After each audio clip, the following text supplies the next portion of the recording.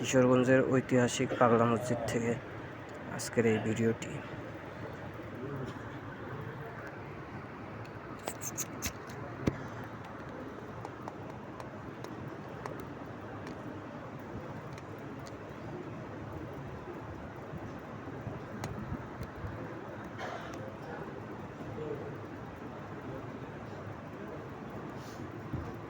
উদ্দুকা জুম্বার খুতবা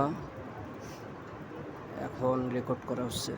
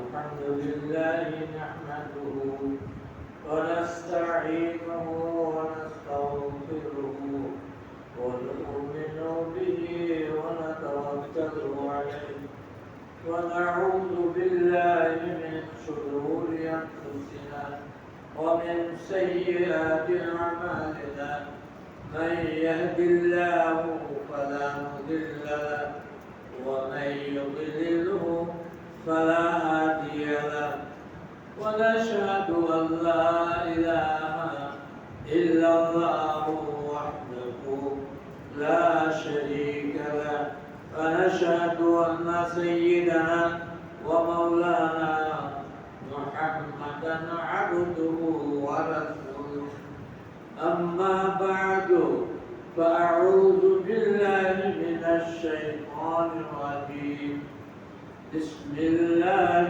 الرحمن الرحيم يا أيها الذين آمنوا اتقوا الله حق تقاته ولا تموتن إلا وأنتم مسلمون سبحانك لا علم لنا إلا ما علمتنا إنك أنت العليم الحكيم رب اشرح لي صدري ويسر لي أمري واحلل عقدة من لساني يفقه قولي وما توفيقي إلا بالله عليه توكلت وإليه أنيب.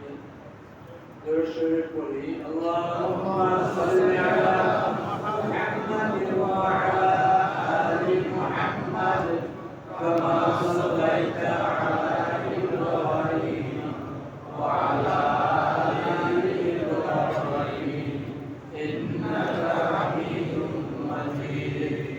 اللهم بارك على محمد وعلى آل محمد كما باركت على إبراهيم وعلى آل إبراهيم إنك حميد مجيد.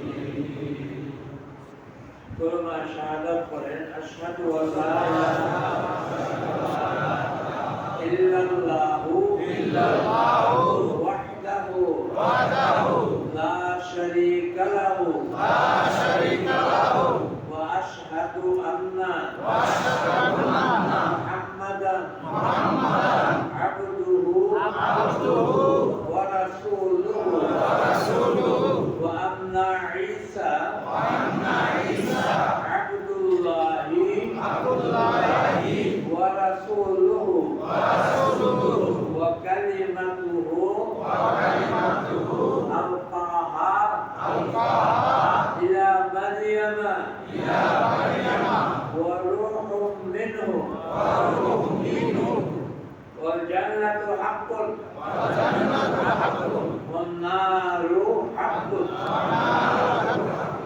বুখারী শরীফের রওয়ায়াত এই কলেমা শাহাদাত যারা পড়বে এর বিষয়বস্তুর উপর ঈমান বিশ্বাস দিয়া মৃত্যু হবে আল্লাহর রাসূল বলেন আদখালাহুল্লাহুল জান্নাত আল্লাহ তাকে জান্নাতে প্রবেশ করাবে সুবহানাল্লাহ আলা মা কানা মিনাল আমাল দুনিয়াতে যে কোনো আমলের উপরে থাকুক আল্লাহ তারে মাফ করে হলেও জান্নাতবাসী করবে সুবহানাল্লাহ আল্লাহ আমাদের সবাইকে জান্নাতবাসী করবে আমিন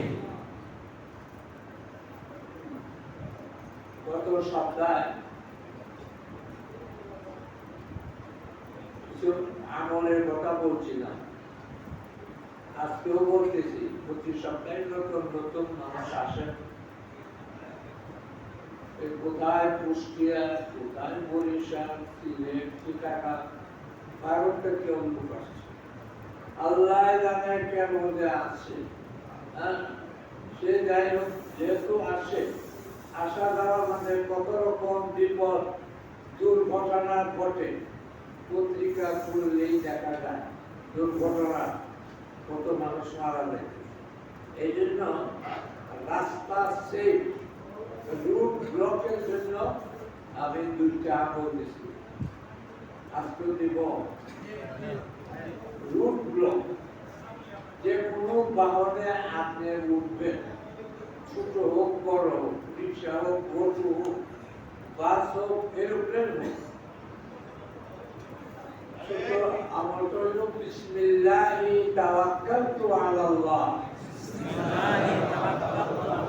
এটা পড়া যাবে না এটা পড়া যাবে এটা খুব সহজ তাও এটা আমরা আমলটা করি বিসমিল্লাহি তাওয়াক্কালতু আলাল্লাহ আল্লাহর নামের উপর চললাম আল্লাহর উপর ভরসা করলাম এই একটা আর একটা আমল হইল যারা কুলহু আল্লাহ শরীফ কুল আউযু বিরাব্বিল ফালাক কুল আউযু বিরাব্বিন নাস এই তিনটা সূরা যাদের জানা আছে তাদের জন্য আর যাদের জানা নাই যদি তিনটা সূরা যদি জানতে পারেন মুখস্থ করতে পারেন তাহলে যে কোনো সমস্যায় হোক না কেন যে কোনো বাহনের উপর আল্লাহ তাআলা হেফাজত করবেন ইনশাআল্লাহ এটা কি আমলটা কেমনে করবেন এটা আমি দেখাই দিচ্ছি এই যে আমার দুইটা আঙ্গুল দুইটা আঙ্গুল মধ্যম আঙ্গুলের মাঝে রেখে সবাই করেন এরকম বৃদ্ধা আঙ্গুল এই দুইটা প্রাণে যে কোনো বাহানো উঠবে অটোতে বাসে এরোপ্লেনে যে কোনো ট্রেনে উঠে ট্রেনে দুর্ঘটনা হয় না সব কিছুদিন দুর্ঘটনা আছে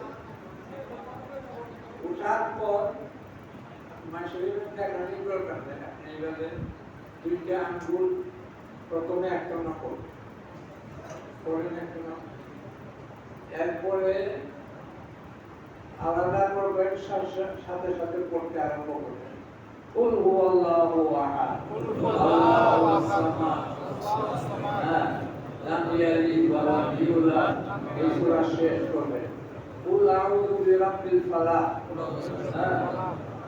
কুল আউযু বিরাব্বিল ফালাক মিন শাররি মা খালাক ومن شر غاسق إذا وقب এই সূরাও শেষ করুন কুল আউযু বিরাব্বিন নাস মালিকিন নাস ইলাহিন নাস মিনাল জিন্নাতি ওয়ান নাস পর্যন্ত গিয়া দুইটা আঙ্গুল আবার লাগাই এই যে একটা গ্যাপ হলো এই গ্যাপটার মধ্যে আপনি যাত্রা স্থান থেকে গন্তব্য স্থান পর্যন্ত যত আধা কিলোমিটার আপনি বিমানে উঠলো এটা আপনি নিয়ম করবেন এই গ্যাপটার হ্যাঁ শুরু করবেন দুই আঙ্গুল একটা করে আপনার কুল আল্লাহু আহাদ কুল আউযু বিল ফালাক কুল আউযু বিরাব্বিন নাস তিনটা সূরা শেষ করে মিনাল জিন্নাতি ওয়ান নাসের বিদায় এই ইশারা করে এই যে গ্যাপটা হইলো এই গ্যাপটার মধ্যে আপনার রাস্তা কিশোরগঞ্জ থেকে বরিশাল কিশোরগঞ্জ থেকে হোসেনপুর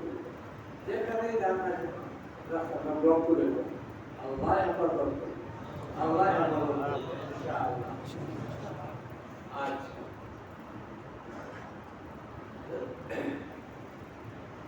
আমি একটি আয়াত তেলাওয়াত করেছি গত সপ্তাহ করেছিলাম এই আয়াতটি কিন্তু আলোচনা করার সুযোগ হয়নি ইয়া আইয়ুহাল্লাযীনা আমানু তাকুল্লাহ হাক্কা তুকাতিহ ওয়া লা তামুতুন্না ইল্লা ওয়া আনতুম মুসলিমুন আয়াতের অর্থ হলো হে ঈমানদাররা আল্লাহকে ভয় করো ঈমানদাররা তো আল্লাহকে ভয় করে এরপরে আল্লাহ রাব্বুল আলামিন ঈমানদারদেরকে সম্বোধন করে বলতেছেন ইয়া আইয়ুহাল্লাযীনা আমানু ইত্তাকুল্লাহ আল্লাহকে ভয় করো হাক্কা তুকাতিহ যেমনটি আল্লাহকে ভয় করা উচিত আল্লাহকে ডরাই গুনাহ করতে মানে আল্লাহকে ডরাই নাফরমানির মধ্যে লিপ্ত আল্লাহ তাআলা বলেন ঈমানদারদেরকে আল্লাহকে ভয় করো যেমনটি আল্লাহকে ভয় করা উচিত আল্লাহকে ভয় করা আবার আল্লাহর নাফরমানি করি বাবার মানি আবার বাবার কথা শুনি না এটা কি মানা হলো আল্লাহ তাআলা হুকুম করছেন আল্লাহকে ভয় করো যেমনটি আল্লাহকে ভয় করা উচিত ওয়ালা তামুতুন্না ইল্লা ওয়া আনতুম মুসলিমুন প্রকৃত মুসলমান না হয়ে মরো না ওয়ালা তামুতুন্না তোমরা মৃত্যুবরণ করলেও না মুসলমান না হওয়া পর্যন্ত এই একটি আয়াত আমার মনে আছে স্বাধীনতার আগে 1965 সালের পরে হবে মুস্তাফা আল মাদানী মদিনা শরীফের এক বাসিন্দা হিজরত করে বাংলাদেশে আসেন নাম ছিল মুস্তাফা হুসাইন আল মাদানী বাংলাদেশে জীবনযাপন করতেন যুদ্ধ পর্যন্ত আর আরবি ভাষার লোক উনি বাংলার শিক্ষা কোন রকম এই বাংলায় ওয়াজ করতেন আমার মনে আছে শহীদ মসজিদের সামনে এই চত্বরের কোনার মাঝে দাঁড়ায় আমি যখন ছোট ছাত্র উনি বয়ান করছেন এই আয়াত ইয়া আইয়ুহাল্লাযীনা আমানু তাকুল্লাহ ওনার ভাষায় আমি বলি উনি বলতেছেন বেশি ওয়াজ কাইটা লাগে না সিরিফ তাকুল্লাহ আল্লাহ সে দেবে ওনার ভাষা উনি তো বাংলা শিক্ষা পরে ওয়াজ করতেছেন ইত্তাকুল্লাহ উনি বলতেছেন বেশি ওয়াজ কাইটা লাগে না বেশি ওয়াজ করার দরকার নাই সিরিফ ইত্তাকুল্লাহ শুধু আল্লাহকে ভয় করো হ্যাঁ এই কতটুকু আয়াতের উপর কয়েক ঘন্টা বক্তৃতা করবে আমার মনে আছে কয়েক ঘন্টা বক্তৃতা করবে হ্যাঁ এই মানটারা আল্লাহকে ভয় করো হ্যাঁ সত্যিকার অর্থে যেভাবে ভয় করা দরকার মুস্তাফা আল মাদানী যেরকম বাংলা বাংলা উনি ওয়াজ করতেন তো ভালো লাগতো খুব ভালো লাগতো আর পুরো মানে বাংলা আধা বাংলায় কথা কয় ভালো লাগে না বন্ধু উনিও এইভাবেই বাস করে। আর একটা ঘটনা বলছে হযরত ইব্রাহিম ইবনে আদম সে তো বাদশাহ ছিল, পরে তো সে বাদশাহী ছেড়ে আল্লাহর রাস্তায় এসে উনি বলতেছেন যখন বাদশাহী অবস্থায় যখন ইব্রাহিম ইবনে আদম শাহী বাড়িতে যখন তার শাহী ঘরে শুয়ে আছে, ইব্রাহিম ইবনে আদম ওনার ভাষায় আমি কখন বলি বলতেছিলেন ছাদের উপরে কেটা আছে, টক টক শব্দ হইতেছে রাত্রে ঘুমের সময়। পাশে ইব্রাহিম ইবনে আদম বলে ছাদের উপরে কেটা আছে, জবাব আসতেছে যে আমি উট তালাশ করি। ইব্রাহিম ইবনে আদম বলে ছাদের উপরে কি উট উঠতে পারে? ছাদের উপরে কি উট উঠতে পারে? কানে আওয়াজ আসলো ইব্রাহিম ইবনে আদম যদি রাত্রে শুয়া শুয়া আল্লাহকে পাতা পারে, আমি কেন উট পাতা পারবো না? ইব্রাহিম ইবনে আদম যদি রাত্রে আরামে শুয়া শুয়া আল্লাহকে পাইতে পারে, তাহলে আমি উট পাইতে পারবো না কেন? হ্যাঁ, তার চক্ষু তখন হয়ে গেছে, আল্লাহর পক্ষ থেকে তাকে সতর্ক করা উচিত। ইব্রাহিম ইবনে আদম বলতেছেন ছাদের উপরে কিসের শব্দ? উত্তর আইলো আমি উট তালাশ করি। আবার প্রতি উত্তরে বললো ছাদের উপরে উট কেন? এই যে উট তালাশ করা, তাহলে ইব্রাহিম ইবনে আদম যদি সে কি করতে পারে, রাত্রে ঘুমায় শুয়া শুয়া আল্লাহরে পাইতে পারে, আমি উট পাইতে পারবো না কেন? এই কথা সে কি হয়ে গেল, ভয় ঢুকলো তার মধ্যে। আরো ঘটনা আছে, শেষ পর্যন্ত সে বাদশাহী ছেড়ে আল্লাহর জন্য সে পাইয়ে গেল। ইব্রাহিম ইবনে আদমের বই পুস্তক আছে, অনেক ঘটনা আছে। মুস্তাফা আল মাদানী উনি এই ওয়াজটাও করছিলেন, আমার মনে আছে আজ থেকে কয়েক বছর আগের মতো। 1965 সালের পরে আল্লাহ তাকে শহীদ করছেন, শহীদ হয়ে মারা গেছে।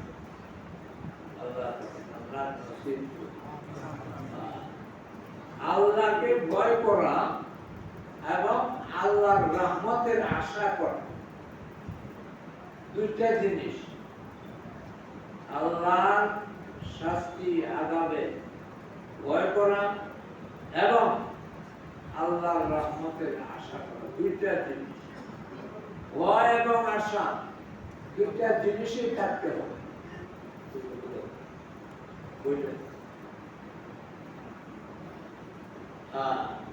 আল্লাহ তাআলা বলেন নাব্বি ইবাদি আন্নী আনাল গফুরুর রহিম ওয়া আন্না আযাবি হুয়াল আযাবুল আলীম। হুজুর আকরাম সাল্লাল্লাহু আলাইহি ওয়াসাল্লামকে সম্বোধন করে আল্লাহ তাআলা বলতেছেন যে নাব্বি ইবাদি,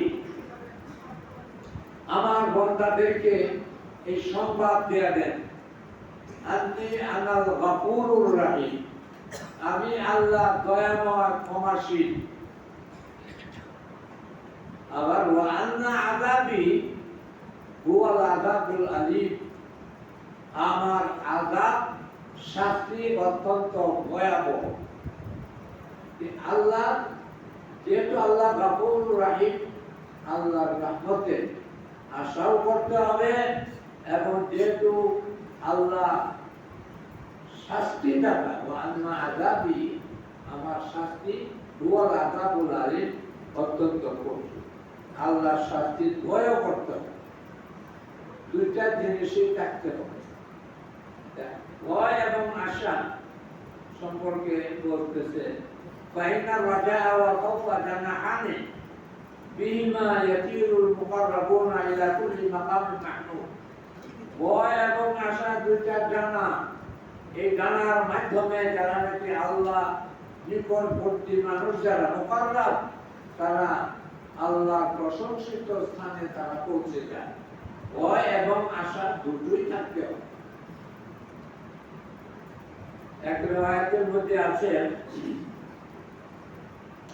তিরমিজি শরীফের রিওয়ায়াত, ইবনে মাজাহ শরীফের রিওয়ায়াত, ওয়া দাখালা আলাইহিস সালাতু ওয়াস সালাম আলা শাবিন ওয়া হুয়া ফিল মাউত। হুজুর আকরাম সাল্লাল্লাহু আলাইহি ওয়াসাল্লাম এক যুবকের কাছে গেলেন, যে যুবকটি নাকি মৃত্যু শয্যায় ছিল। কথা বুঝতেছেন আমার? আমি তো এই বাংলা শিক্ষা করতেছি না, বাংলাতে মুস্তফা গান্ধীর মতো। হুজুর সাল্লাল্লাহু আলাইহি ওয়াসাল্লাম এক যুবকের কাছে গেলেন, যুবক তখন মৃত্যু শয্যায়। ফাকালা কাইফা তাজিদুকা, হুজুর আকরাম সাল্লাল্লাহু আলাইহি ওয়াসাল্লাম তাকে বললেন, তোমাকে কেমন লাগতেছে, তুমি এখন তোমাকে কেমন পাইতেছো? ফাকালা, এই যুবকটি মৃত্যু শয্যায় অসুস্থ অবস্থা বলতেছে, ইয়া আল্লাহর রাসূল, আরজুল্লাহ ইয়া রাসূলুল্লাহ, হে আল্লাহর রাসূল, আমি আল্লাহর রহমতের আশা করি। ওয়া ইন্নী আখাফু যুনুবি, আমার গুনাহ নাফরমানের উপর আমি ভয় করি। দুইটা জিনিস, আমি রহমতের আশা করতেছি এবং ওয়া ইন্নী আখাফু যুনুবি, আমার গুনাহ খাতার উপর আমি ভীত, আমি ভয় করতেছি। তার মানে আল্লাহর রহমতের আশা এবং আল্লাহর আযাবের ভয়, দুইটা জিনিসই তার মধ্যে তখন জাগ্রত হচ্ছে। ওয়াকালা সাল্লাল্লাহু আলাইহি ওয়াসাল্লাম, হুজুর আকরাম সাল্লাল্লাহু আলাইহি ওয়াসাল্লাম ফরমান, লা ইয়াসতামিআনি ফি কলবি আবদিন ফি মিসলি হাযাল মাওতানে, এই মৃত্যু শয্যায় অবস্থায় কোন বান্দার অন্তরে এই দুইটা জিনিস যদি একত্রিত হয়, আল্লাহর ভয় এবং আল্লাহর রহমতের আশা, তখন আল্লাহ রাসূল বলেন, ইল্লা আতাহুল্লাহু মা ইয়ারজু ওয়া আমানাহু মিম্মা ইয়াখাফু। এই দুইটা জিনিস মৃত্যু শয্যায় যদি আল্লাহর রহমতের আশাও করে এবং নিজের গুনার উপর ভয় রাখে, তখন আল্লাহ তাআলা, আল্লাহ রাসূল বলেন, তখন আল্লাহ তাআলা যা আশা করে আল্লাহ তাকে তাই দেন।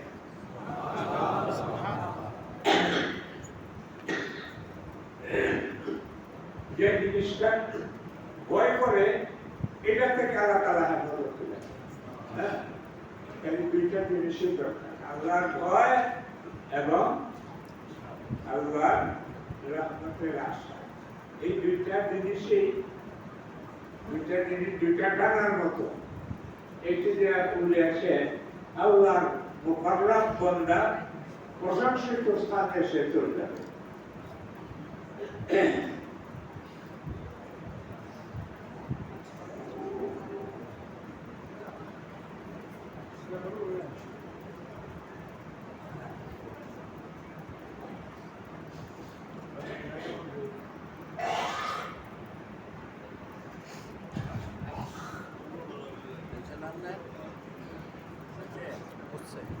শেষ নাকি? শেষ না, পয়েন্ট তুলবেন।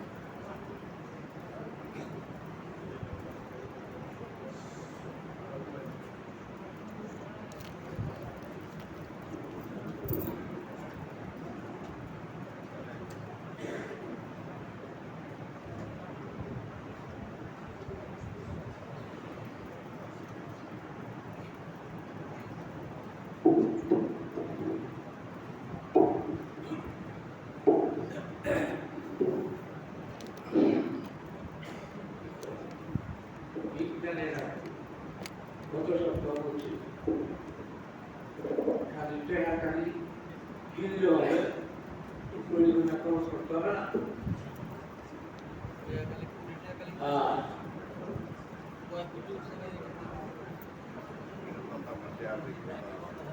এখন তো বয়স হয়েছে মনে হয় কোন সমাজে বাতি নিভিয়ে লাগে বলতে পারে, কোন সময় বাতি নিভে যায় বলতে পারে। 70 পারিয়া, 75 পারিয়া, 78 পারিয়া, 79 পারিয়া, 80 চলছে। কোন সমাজে আল্লাহর হুকুম হয় চলে যায়। খালি স্বাস্থ্যগত দিকেও তো দুর্বলতা আছে, মানুষের একটা জীবনের পরিশেষ আছে না, শেষ তো আছে। সেটাই আলোচনায় দিচ্ছিলাম।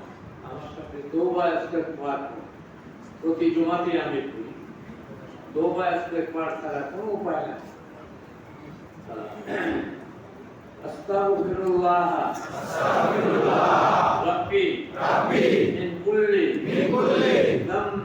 যামবিন ওয়া আতুবু ইলাইহি লা হাওলা ওয়ালা কুওয়াতা ইল্লা বিল্লাহিল আলিয়্যিল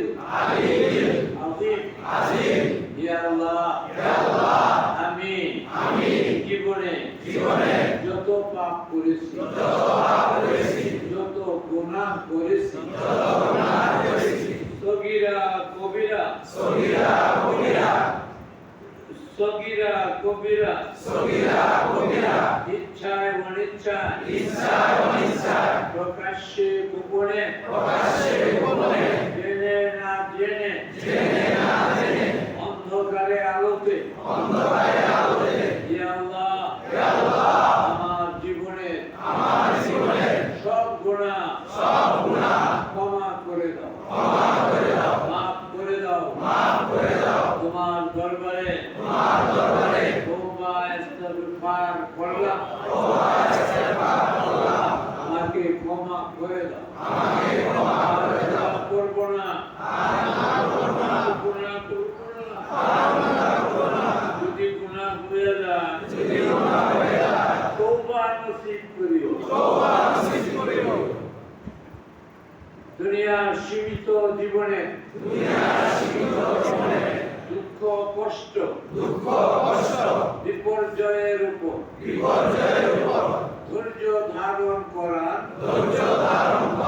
তৌফিক দান করো। মৃত্যুর পরে কষ্ট দিও না, কবরে কষ্ট দিও না, বরজখে কষ্ট দিও না, আসরে কষ্ট দিও না,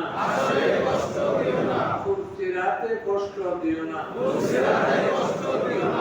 আমানতু বিল্লাহি ওয়া মালাইকাতিহি ওয়া রুসুলিহি ওয়াল ইয়াউমিল আখির ওয়াল কদরি খাইরিহি ওয়া শাররিহি মিনাল্লাহি তাআলা ওয়াল বা'সি বা'দাল মাউত। ইয়া আল্লাহ বিশ্বাস আনিলাম, ঈমান আনিলাম তোমার উপর, তোমার ফেরেশতাদের উপর, তোমার কিতাব সমূহের উপর, তোমার রাসূলগণের উপর, কিয়ামতের দিনের উপর, তকদীরের উপর, মৃত্যুর পর পুনর্জীবনের উপর। এই বিশ্বাসগুলি আছে না আমাদের? যদি থাকে এরাই মুমিন মুসলমান, যদি না থাকে কোনো একটাও এরা ইমানদার না। সব মানে ফেরেশতা মানে, সব মানে আবার মরে গেলে আবার যেতে হইবা, এটা মানে না। ঈমান থাকবে না, এই কয়েকটা জিনিসের উপর বিশ্বাস থাকতে হবে, তাহলে সে মুসলমান। আল্লাহ আমাদের সবাইকে প্রকৃত মুসলমানরা এই দুনিয়া থেকে আল্লাহ কবুল আমিন। যাদের সুন্নত বাকি আছে তারা করেন।